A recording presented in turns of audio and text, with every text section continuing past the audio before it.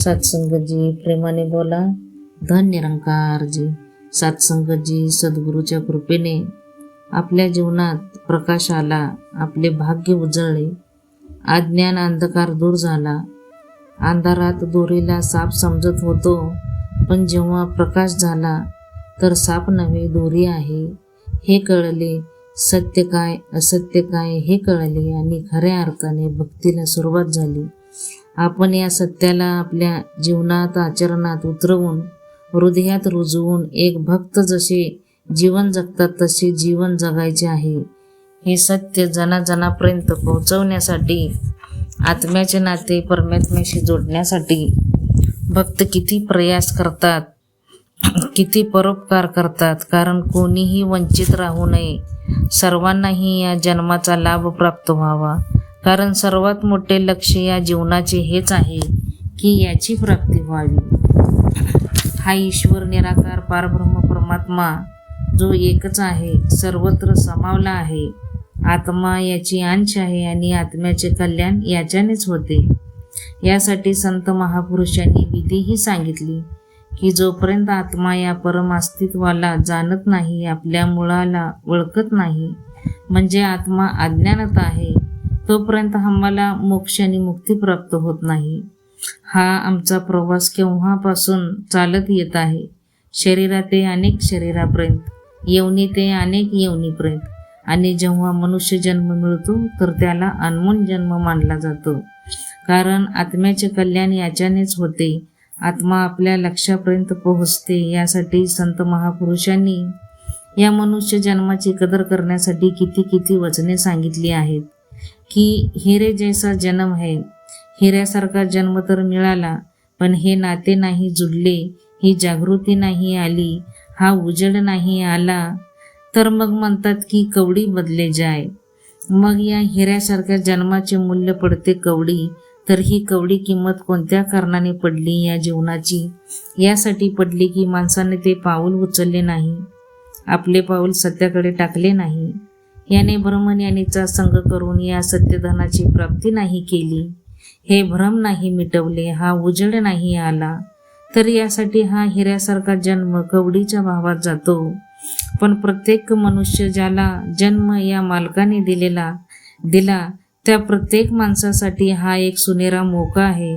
आणि हा एवढा मनुष्य जन्म दुर्लभ आहे जसे की झाडाच्या फांदीला फळे लागून तुटून जमिनीवर पडतात आणि लाख कोशिश करूनही ते परत जोडता येत नाही. तर असा हा दुर्लभ जन्म प्राप्त केल्यानंतर जर मनुष्य हे काम न करे तर मग त्याला अभागा म्हणले जाते. त्याला असे म्हणले जाते की कसे याचे भाग्य आहे. तर हे भाग्यही बनतात या महिन्यात की जे सर्वात दुर्लभ आहे त्या जन्माला मिळवून आणि मग जे हे सत्य हा निराकार परमात्मा ईश्वर याची प्राप्ती होते.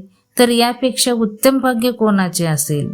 आणि तसे जर पाहिले तर सत्संगजी या जगामध्ये भाग्याची परिभाषा हीच आहे की मोठे धन आले किंवा मिळाले तर मोठे भाग्य आहे, किंवा ज्यांची संतान आज्ञाकारी आहे, किंवा ज्यांना संतान नाही त्यांना संतान झाली की मोठे भाग्य आहे.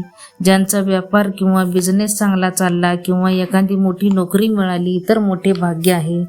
तर हे असे मान्य आहे, हे सर्व काही मिळाले तर आमचे भाग्य मोठे आहे. पण याच्यात संत म्हणतात की याच्यात काही शक नाही. हे जीवन जगत असताना, या शरीरात असताना याचे बी महत्त्व आहे.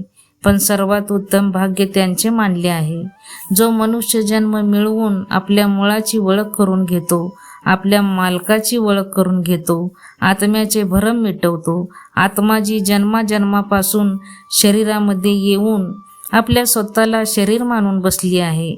आमच्या सर्वात जी चेतन सत्ता आहे ती आत्म्याच्या रूपात आहे.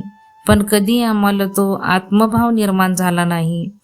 आम्ही जेव्हाही विचार केला तर या शरीराच्या तळावर विचार केला आणि शरीरासंगे जुडलो. जातीपाती, भाषा, संस्कृती, काळा गोरा, पगडी टोपी यापर्यंतच कायम आमचे विचार राहिले.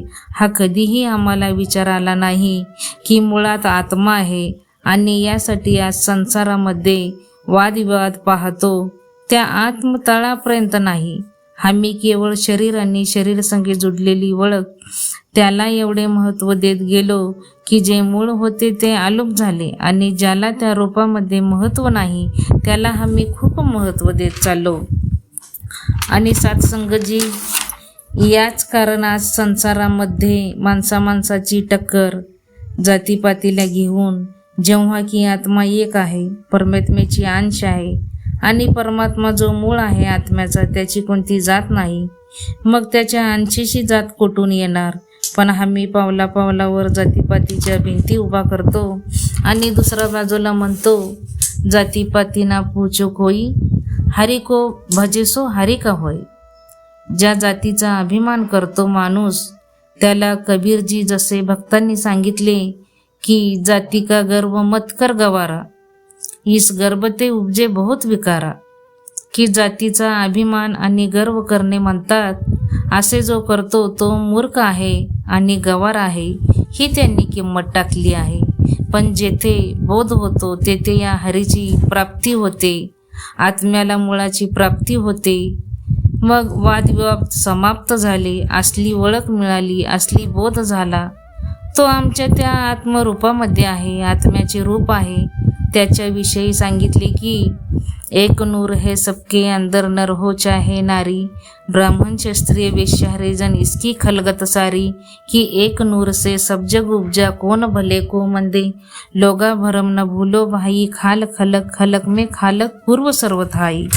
म्हणजे तो आत्मा जो आहे ती आपली असली ओळख आहे आणि हे आमचे बाहेरील रूप, ही आमची भाषा, संस्कृती आणि जातीपाती याच्यातून आपण निघतो. तेरा राम मेरा अल्लाह तेरा राम या अज्ञानामध्ये आपण होतो.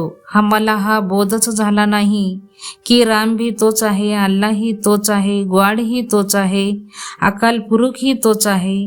त्याला अनंत नावे दिली गेली कारण अनंत गुणांचा मालक आहे हा प्रभू परमात्मा, म्हणून याची नावेही अनंत आहे. ज्यांना जो गुण अनुभवात येत गेले ते नाव या परमात्म्याला देत गेले. यासाठी संत कबीरजी म्हणतात काशी काबा एक हे राम रहीम, मैदा एक पकवान बहुत बैठ कबीरा जिम.